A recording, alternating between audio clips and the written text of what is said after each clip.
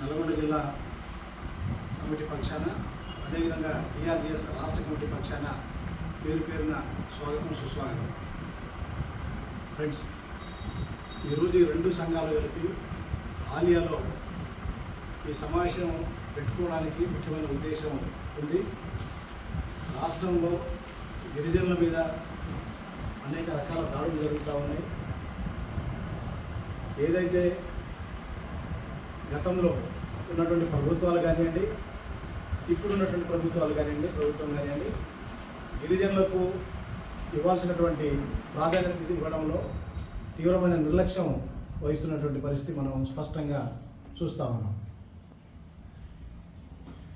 ఇవాళ పొద్దున పత్రికలో చూసినాం, కాగజ్ నగర్ ఆసిఫాబాద్ జిల్లా, ఉమ్మడి ఆదిలాబాద్ జిల్లాలో ఒక గిరిజన మహిళ లక్ష్మి అని గిరిజన మహిళ పత్తి ఏరడానికి వెళ్తే పులి దాడి చేసి చంపేసింది.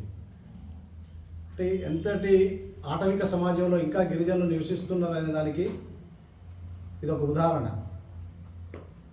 గిరిజనులను అభివృద్ధి చేస్తాం, గిరిజనుల మానవ ప్రాణాలు రక్షిస్తామని చెప్పేసి ఎన్నికల సందర్భాల్లో వాగ్దానాలు చేస్తున్నటువంటి రాజకీయ పార్టీలు గిరిజనులు అమానుషంగా పులులు దాడి చేసి చంపుతుంటే అసలు కనీసం ఇప్పటిదాకా ఏ పార్టీ మాట్లాడినటువంటి పరిస్థితి లేదు.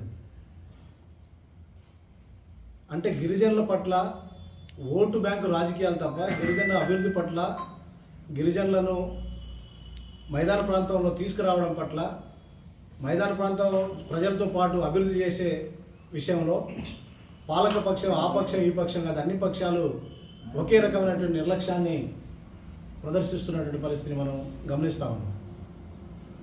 ఇప్పటికే ముగ్గురు, అదే జిల్లాలో, ఉమ్మడి ఆదిలాబాద్ జిల్లాలో ముగ్గురిని పులి దాడి చేసి చంపేశారు.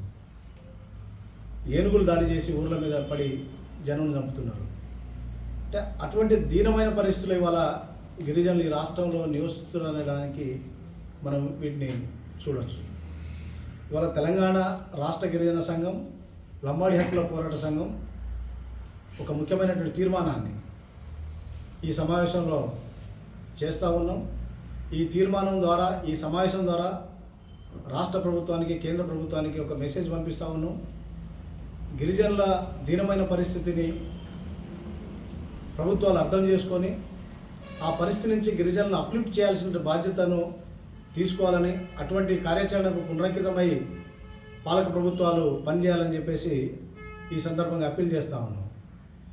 ముఖ్యంగా ఏదైతే లక్ష్మి అంతకుముందు చనిపోయినటువంటి వాళ్ళు ఏనుగు దాడితో కానీ, పులుల దాడితో కానీ చనిపోయినటువంటి వాళ్ళ కుటుంబాలకు చట్టం ఏదైతే చెప్తుందో ఆ చట్టాల ప్రకారం ఒక్కొక్క కుటుంబానికి 40 లక్షల రూపాయలు కన్జర్వేషన్ ఫారెస్ట్ యాక్ట్ కానివ్వండి, లేదా వైల్డ్ అనిమల్ యాక్ట్ కానివ్వండి, ఈ కేంద్ర రాష్ట్ర ప్రభుత్వాలు ప్రవేశపెట్టినటువంటి చట్టాల ప్రకారమే గిరిజనులు ఆ రకంగా చనిపోతే, పులుల ద్వారానో, ఏనుగుల ద్వారానో, లేకపోతే అటవీ జంతువుల దాడులకు చనిపోతే 40 లక్షల రూపాయలు ఎక్స్గ్రేషియా ఇవ్వాలని చెప్పేసి చట్టం చెప్తా ఉన్నది.